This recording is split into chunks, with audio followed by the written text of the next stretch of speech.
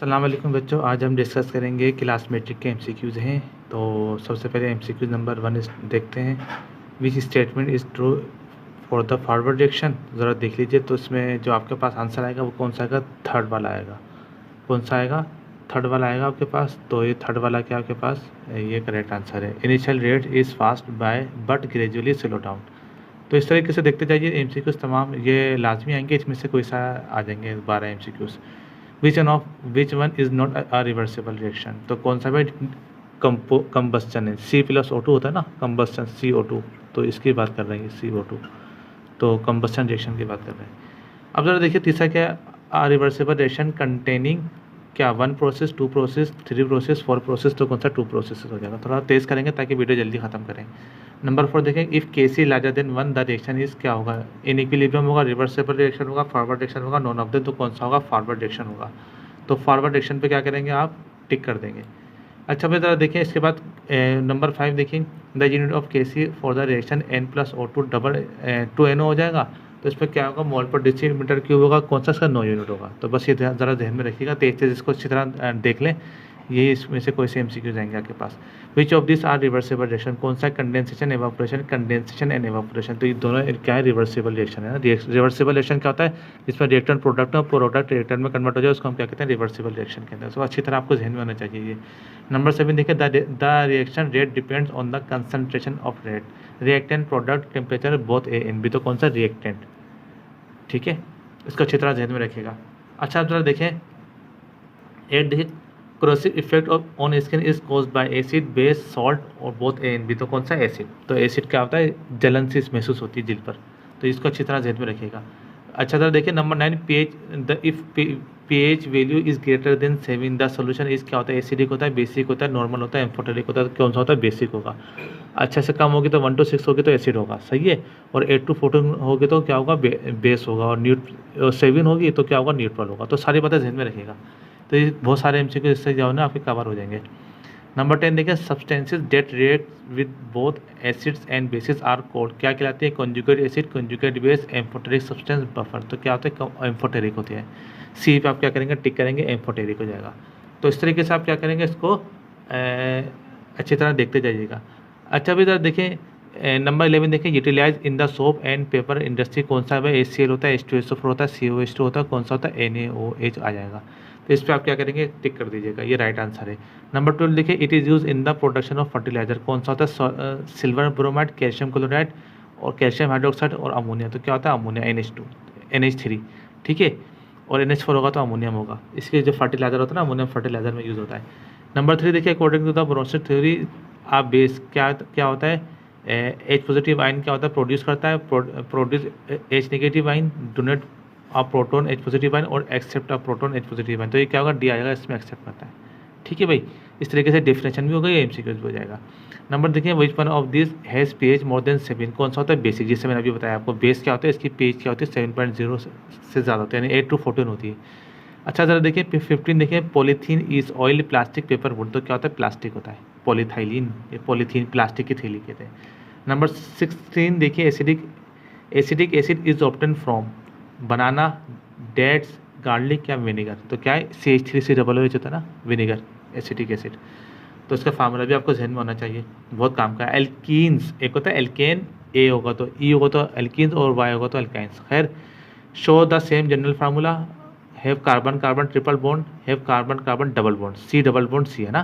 क्या होगा? C double bond C हो जाएगा। कार्बन कार्बन के दरमियान क्या होता है? इसमें डबल बॉन्ड होता है। और ट्रिपल बॉन्ड होगा तो अल्काइन हो जाएगा, और सिंगल बॉन्ड होगा तो अल्केन होगा। सारी बातें ध्यान में रखिएगा इस तरीके से। अच्छा आप जरा देखें 18 देखिए, inorganic compounds after carbon the most frequent use element कौन सा होता है? हाइड्रोजन होता है, नाइट्रोजन होता है, ऑक्सीजन होता है, कौन सा? हाइड्रोजन हो जाएगा। अच्छी तरह ध्यान में रखिएगा, हाइड्रोजन। हाइड्रोजन। नंबर 19 देखिए, which one of this element is true? Organic compound are insoluble in water, non polar organic compound are soluble in benzene, none of this, all of this. तो all of this पे आएगा ये। Number 20 देखिए, the rate of reactivity of organic compound is fast, moderate, slow और very slow. तो क्या होगा भाई? वेरी स्लो पे आप टिक करेंगे। नंबर 21 देखिए, more than dash organic compounds carbon compound exist. कितने होते हैं? 10 मिलियंस, 10 लाख का 1 मिलियन होता है, याद रखिएगा। 22 देखिए, it is the capacity of atom to build a long chain and huge rings by linking with other similar. कौन सा होमोलोगस होगा, आइसोमेरिज्म होगा, कैटिनेशन में आ जाएगा, टिक कर दीजिएगा। 23 देखिए pulses are beans are high, कौन सा होता है, इसमें प्रोटीन होते हैं, विटामिन होते हैं, ऑयल होते हैं, तो क्या होते हैं, फैट्स या प्रोटीन्स आते हैं। दालें, यानी दालों की बात कर रहे हैं, दालों में क्या सबसे ज़्यादा पाया जाता है, विटामिन, चिकनाई, ऑयल या प्रोटीन, तो प्रोटीन्स होते हैं, प्रोटीन का खजाना होती है। इतने ज़्यादा प्रोटीन तो खैर नहीं होते, लेकिन बहरहाल प्रोटीन्स तो उनमें होते हैं। आप प्रोटीन की कमी दालों से भी पूरी कर सकते हैं, गोश्त अगर ना भी अवेलेबल हो। Glucose is dash, vitamin, protein, carbohydrate, lipids, तो क्या होगा भाई, C6H12O6 ग्लूकोज का फार्मूला याद रखिएगा, कार्बोहाइड्रेट्स हो जाएगा। नंबर 25 देखिए which is true about a peptide, it is a protein, it is anhydride of carboxylic acid, क्या होता है, it is anhydride of amine, ठीक है, ये आ जाएगा, इट इज़ अ पॉलीअमाइड, तो इस पर टिक कीजिएगा सी पर। 26 देखिए fats are solid at ordinary room temperature, ये वाला करेक्ट है। High temperature, higher than 50 degree centigrade temperature, not, तो क्या है, ए आएगा। 27 देखिए majority of carbohydrates are sweet in taste, so they are also called saccharide, सेकारोन, जिसको सिक्रीन भी कहते हैं आमतौर पर, मिठास, सेकारोन से निकला सेकराइड।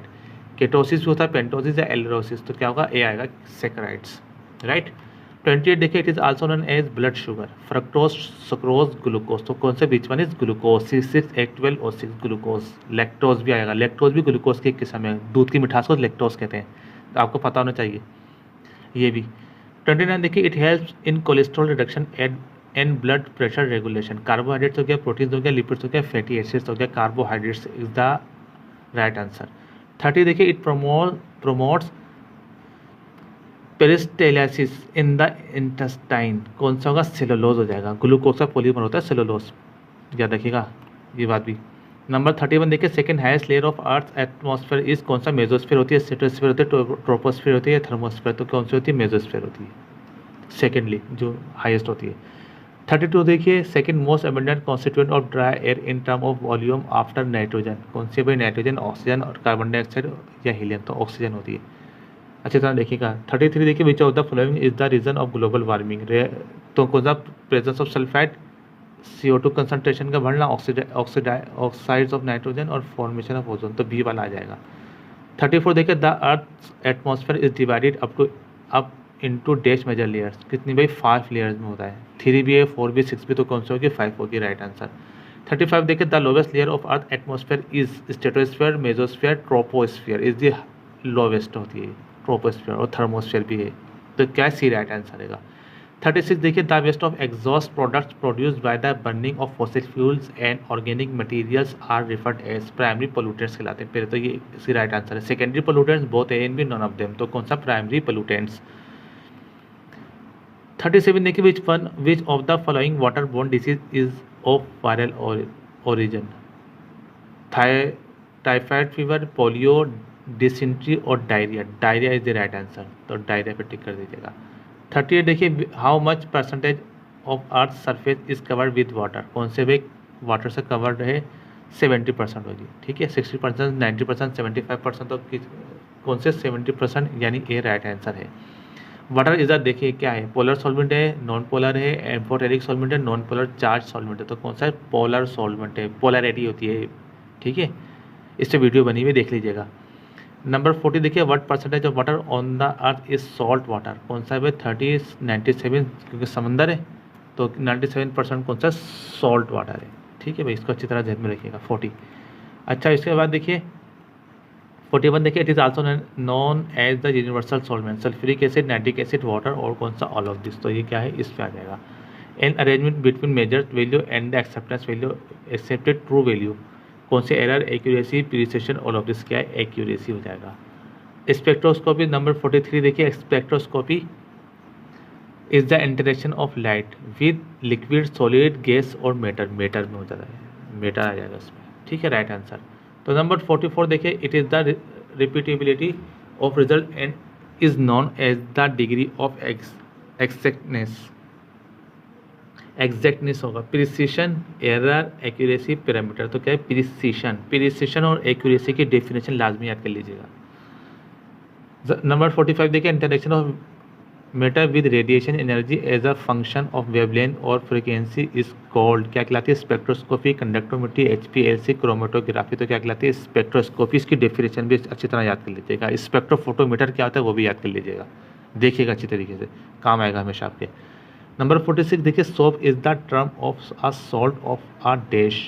क्या है भाई? Carboxylic acid, citric acid, sulphuric acid और फैटी एसिड। फैटी एसिड चिकनाई ये समझ लेना। फैटी एसिड पर यानी सोपोनिफिकेशन पर एक प्रैक्टिकल वीडियो है, वो चाहे तो देख लीजिएगा। नंबर 47 देखिए, the harvesting is the most important step of dash. Preparation of soap, preparation of cold drinks, preparation of sugar, preparation of medicine. तो क्या है भाई? प्रिपरेशन ऑफ शुगर, चीनी, ठीक है, बहुत नुकसानदेह, एहतियात क्या करें, ज़्यादा नहीं खाया करें। 48 देखिए, which of the following is use as jet fuel. देखिए भाई, केरोसिन ऑयल, भट्टी का तेल यूज़ करते हैं, पेट्रोल यूज़ नहीं करते, ये बात आपको पता होनी चाहिए वैसे।